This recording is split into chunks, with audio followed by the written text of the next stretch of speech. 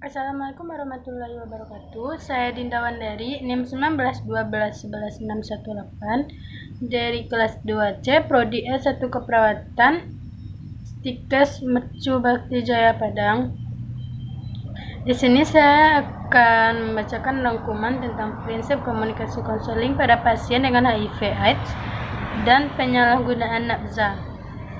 Virus HIV tidak gampang menular karena virus HIV tidak seperti COVID-19 saat ini. Menularnya HIV hanya melalui 4 cairan tubuh.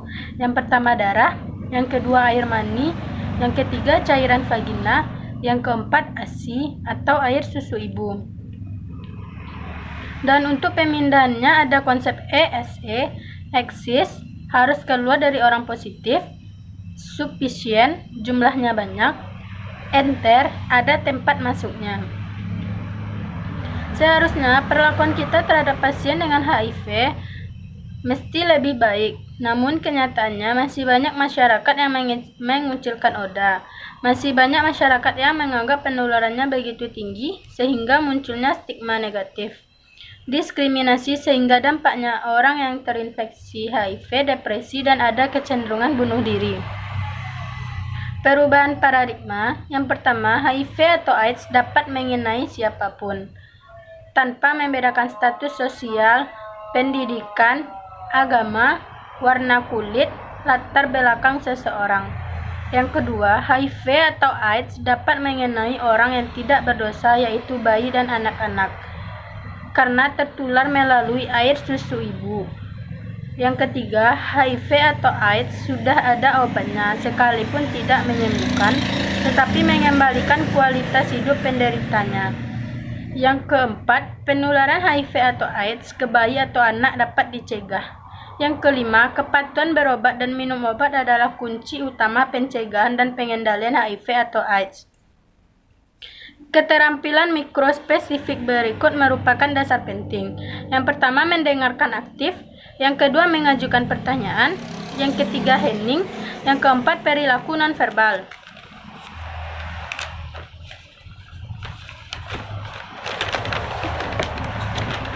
Mendengarkan aktif. Yang pertama, kontak mata.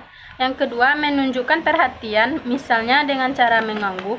Yang ketiga, mendorong pembicaraan diteruskan, misalnya atau iya.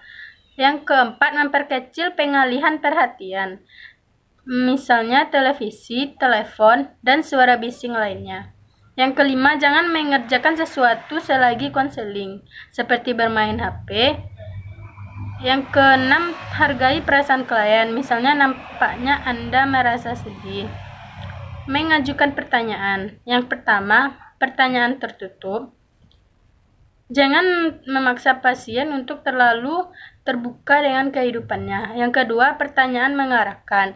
Mengajukan pertanyaan yang mengarah pada penyakit pasien. Hening.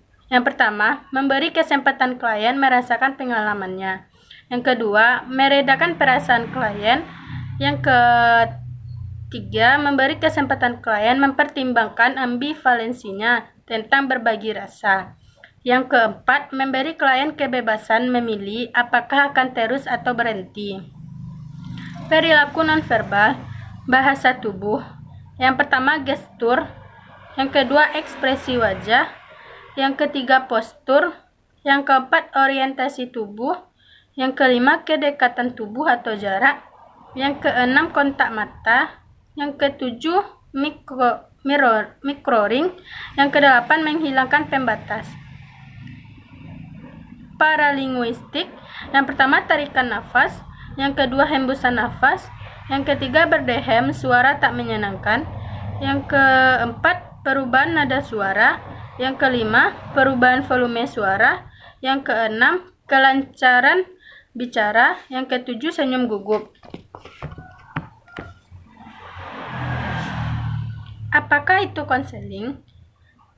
Konseling adalah sebuah proses membantu seseorang dalam pembelajaran menyelesaikan masalah emosional, interpersonal, dan memutuskan suatu hal tertentu. Konseling yang pertama terpusat pada klien, spesifik pada kebutuhan, isu, dan seputar hasil yang terkait dengan klien. Yang kedua, proses interaktif, kolaboratif, dan bertanggung jawab. Yang ketiga, tertuju pada goal atau memiliki tujuan. Yang keempat, mengembangkan tanggung jawab diri klien. Yang kelima, mempertimbangkan situasi interpersonal, sosial atau budaya, dan kesiapan diri untuk berubah. Yang keenam, mengajukan pertanyaan, mengganti informasi, mengulas pilihan-pilihan, dan mengembangkan rencana tindakan. Tujuan konseling HIV atau AIDS. Yang pertama, konseling pencegahan dan perubahan perilaku dapat mencegah penularan. Yang kedua, pencegahan penularan HIV dengan menyediakan informasi perilaku berisiko dan membantu mereka mengembangkan keterampilan pribadi yang diperlukan untuk perubahan perilaku. Yang ketiga, memastikan penggunaan terapi efektif dengan isu kebutuhan pemecahan masalah karena cinta penuh dengan kepedulian. Adanya stigma negatif masyarakat terhadap pasien yang terinfeksi HIV atau AIDS membuat pasien depresi, merasa sendirian. Pasien dengan ODA mendapatkan stigma buruk tentang dirinya dan mendapatkan diskriminasi dari lingkungannya. Padahal pasien dengan penyakit ODA sangat membutuhkan dukungan orang sekitarnya untuk semangat kesembuhannya. Pasien terinfeksi ODA sangat penting dilakukan konseling yang bertujuan untuk menambah pengetahuannya tentang penyakitnya dan pengobatannya. Dalam melakukan konseling lingkungan sekitar ODA sangatlah berperan dalam kesembuhan ODA sendiri. Apalagi dengan adanya dukungan dari lingkungan keluarga akan mendorong semangat pasien dengan ODA untuk kecepatan kesembuhannya. Jauhi penyakitnya, bukan jauhi orangnya. Sekian, terima kasih.